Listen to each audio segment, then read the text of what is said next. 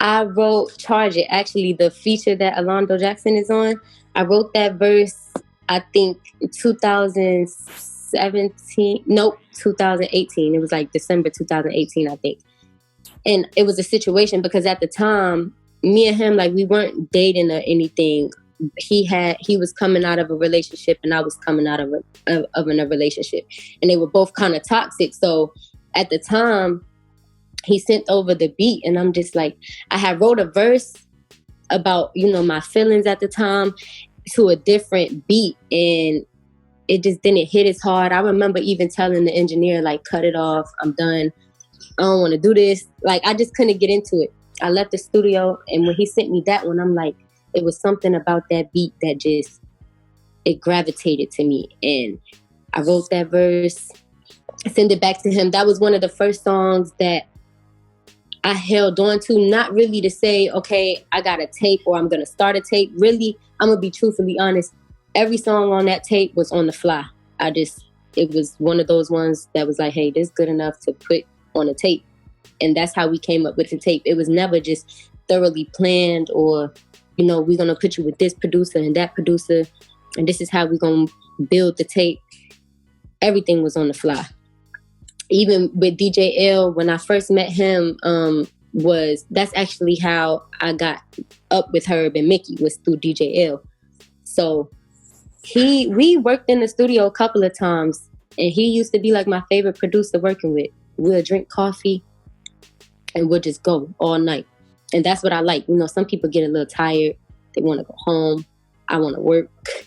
So all the songs was really just on the fly. It wasn't no plan for the tape, which is amazing because now we done hit over a million streams. We got over 1 million streams now. Honestly, at the time when I first got with Herb and the guys, I didn't understand the influence they had and from their hometown. I only could see what people began to look at me like from my hometown.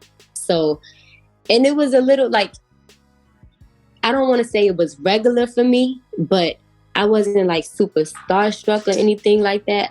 I felt like everything was more genuine, and I was just like able to sit there and appreciate somebody else with great talents appreciating mine. And that's how it's been with us. He's like real family to me. And ultimately, I feel like every feature is a competition. Sometimes I might take my time on a verse and be like, okay, let me make sure this real hard. And sometimes I might just write whatever come to my mind and be like, just believe in myself enough to know that I'm hard, whatever I say.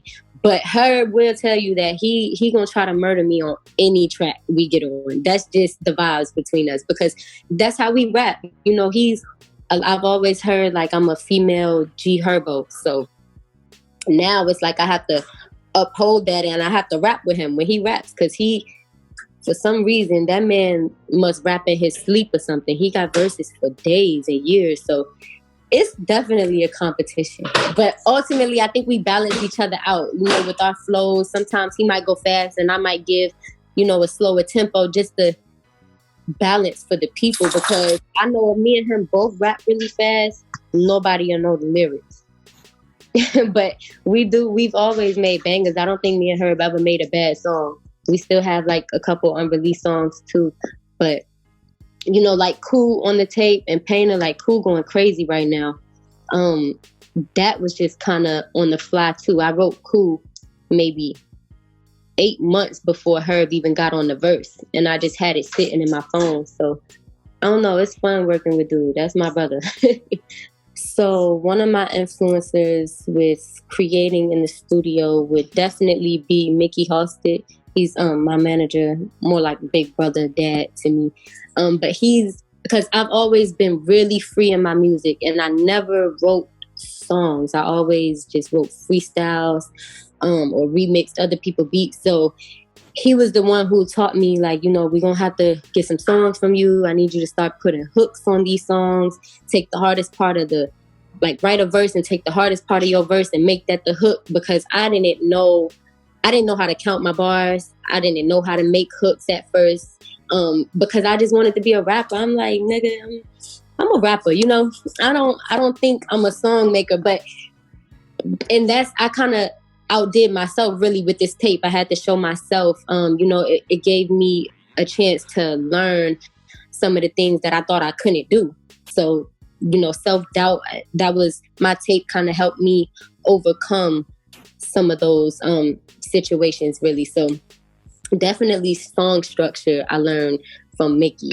Other than that, I really just do what I want with my music, and I don't try to force anything. If I got writer's block, I leave it alone. Whether I write 2 lines and can't come up with nothing else, I leave it alone. Those are usually the ones I come to